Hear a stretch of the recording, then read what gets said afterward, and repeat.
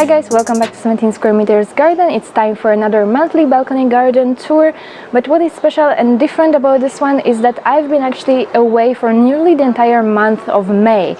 So I was not here, my plants were on their own, and I do travel for longer periods of time like this, but I usually travel either in autumn or late winter, early spring, and at that time of year plants don't really require much attention. So I don't really ask anyone to come over to take care of my plants, but this time, because it's May, it's been warm, it's been sunny, so I asked my parents-in-law to come water my plants once a week, and I think they ended up coming 2 times, which I'm very grateful for, but at the same time it wasn't enough for most plants. So upon my arrival there were a lot of damaged plants, some dead plants as well. So I've been home for a few days now. I had time to clean things up. So the balcony looks pretty decent today, but as I said, I cleaned things up. I had a lot of things to prune, a lot of dead foliage to remove, and some dead plants I had to get rid of. But I'm gonna show you some clips of how the things looked upon my arrival, just to give you an honest image of how it looks when you arrive from your holidays, when you've been away for 3 weeks. That it's not always perfect and there are dead and damaged plants. So yeah, that's that, and without overado, let's go. Let me show you how the things are looking at the end of May. Okay, starting at the back of the balcony, just a few things here. Foxgloves are blooming. This one is absolutely gorgeous because it catches some morning sun that comes this way. I have a few other ones. They are not as beautiful as this one. Hydrangea is slowly starting to flower. This one is blueberry cheesecake. It's the one that has purple florets all around and then tiny blue flowers inside in the center, but this year I think it's starting to be pink, because you know hydrangeas, the color of hydrangea macrophylla depends on the soil pH. If it's acidic it's pink, if it's alkaline it's purple or blue. Back there is the ivy plant that I just recently planted, and as you know I planted it in a grow bag, and I was hesitant because I wasn't sure if it's gonna keep moisture long enough, and it didn't. So what I ended up doing, I'm not sure if you can see, I took the plant out and I lined the grow bag with a plastic bag, and now it holds moisture for a longer time, which is perfect. When I step back, you can see I already started to prepare some empty pots. I'm going to be planting some summer flowers here. I want to create one small grouping of plants in here in this corner, and perhaps I'll put some smaller chair in here to sit. I had a larger chair last year here, but that was too large and I couldn't access this part of the balcony, so I removed it, but I think I'm going to put something smaller in here.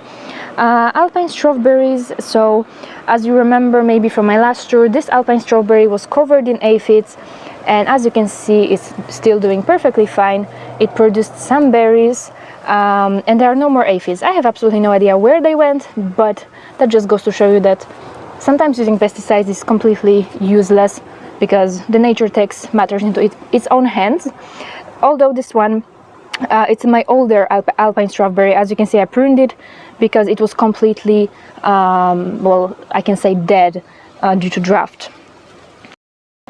Look in this direction. Here we have my willow tree. I originally thought that I bought Corynus because I asked for Corynus. It's a woven tree, so technically each stem that you see here is a separate tree. It's just woven together to create this beautiful structure, and I wanted a Corynus because Corynus supports lower light situation better. It doesn't require nearly as much water, but it turns out it's a willow tree, because when I bought it, it was not, the leaves were not on. I mean, the plant was dormant, so I couldn't quite tell. But it's a willow tree. As you can see, it doesn't have many leaves because, again, when I was gone the soil was completely dry, and willow trees like a lot of moisture, but hopefully it will bounce back. Another grouping of empty pots. I had my spring bulbs in here, also waiting to be planted up with some summer flowers. Beautiful snapdragons that I kept from last year, they are blooming, and it's one of those plants, as I said, when I arrived they were like this, they were perfectly fine, they were blooming. So there are some plants that are more or less, let's say, drought tolerant, or that require less maintenance. So that's the plants I want to be adding more to my balcony, not high maintenance plants that are gonna die or wilt the moment you turn around.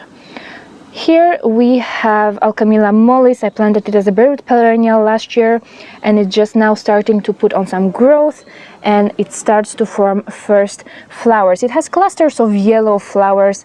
It's a great plant for sunny or part shade areas. Beautiful foliage, velvety texture. I'm really curious to see how it does in containers, because it has a beautiful, like, kind of drooping habit, spilling from the pot those clusters of yellow flowers. And behind my ivy topiary here we have Scabiosa, beautiful purple flowers. I saw Scabiosa growing in the wild when I went for a walk in French Alps last summer, and I thought that would be such a beautiful plant to add to my balcony garden because it can grow in part shade, and as you can see it's just looking gorgeous. And I was away for 3 weeks, so it received just small amounts of water once a week, and nevertheless it looks perfectly fine. It blooms beautifully. And now the biggest drama queen of my balcony is this Acer Orange Dream. So yeah, that's the situation. Okay guys, so I'm just gonna say a few words about this Acer, because those of you who have been following me for a while, perhaps you may remember that last year when I went on holidays, I went away for 1 week. It was at the end of, I think, August. I went away for 1 week, I came back, and the exact same thing happened with this exact same plant. It completely dried up, it defoliated, but then I said, well, it's August, it's the end of the season, so that's okay, I don't mind that much. And I'm gonna take a better care of this plant next year.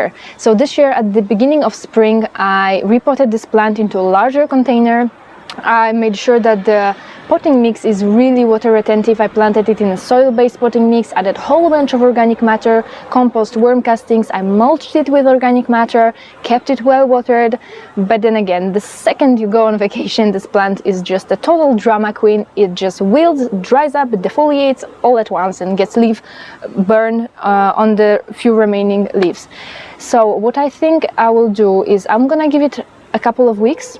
If it bounces back, which I doubt it's never gonna regenerate fully to what it was before, I think I'm gonna have to get rid of this tree, because I just can't keep a plant that looks half dead the entire summer, because it really has no leaves left on it.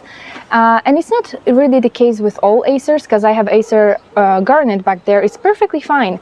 I think that it's just Acer Orange Dream that is just so high on maintenance and requires so much attention, so much water. It's really hard to keep this plant happy. I mean, I can keep it happy when I'm here, but when I'm away, the plant just dies. So I don't want to keep a plant that's doing that kind of things. I want to keep plants that are more or less self-sufficient, you know what I mean? Because most of my plants are fine. So I'm gonna replace this tree with something else, perhaps another maple tree, but one that is not such a drama queen, some other cultivar that is a little bit more drought resistant. So yeah.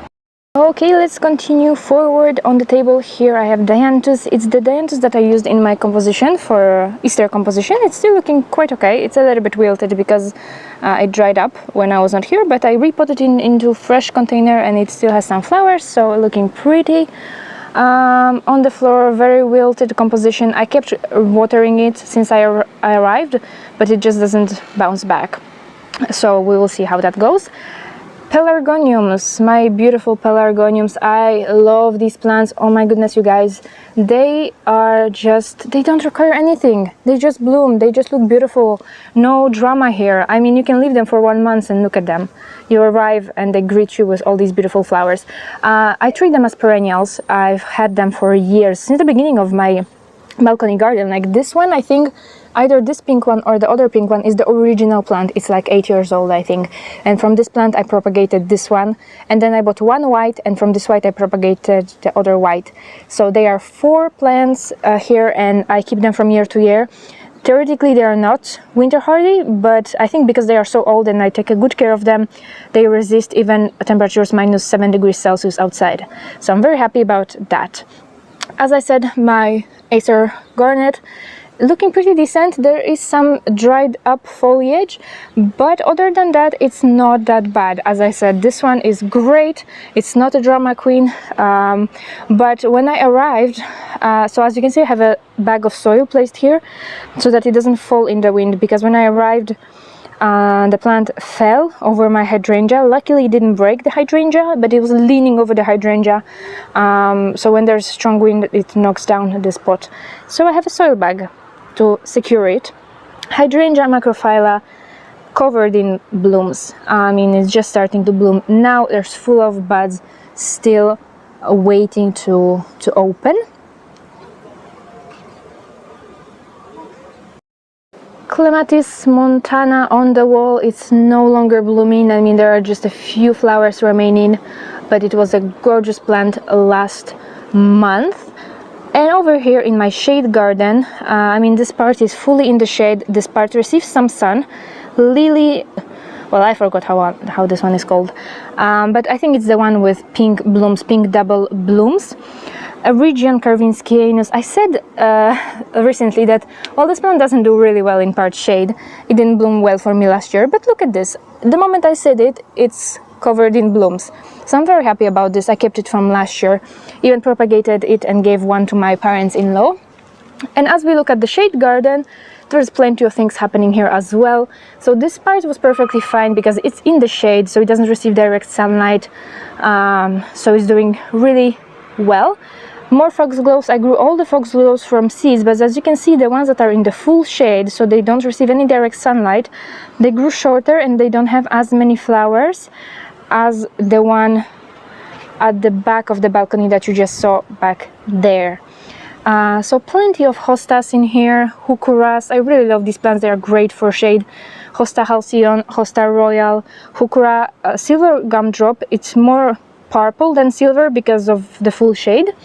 This one, I think it came without plant tag.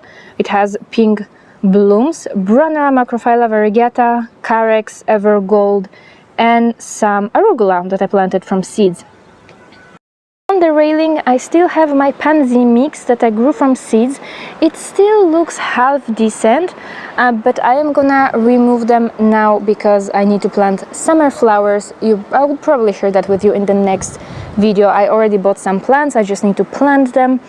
So there's gonna be a lovely summer composition in here. But the pansies, they did pretty well even in my absence. As you can see, they continue to bloom to provide some color. So yeah, that's how the balcony looks at the end of May. Most of plants did perfectly fine except for this drama queen. Okay, you guys, so this is it for today's tour. I hope that you enjoyed it. Thanks so much for joining me today, and I will see you again in the next video. Bye!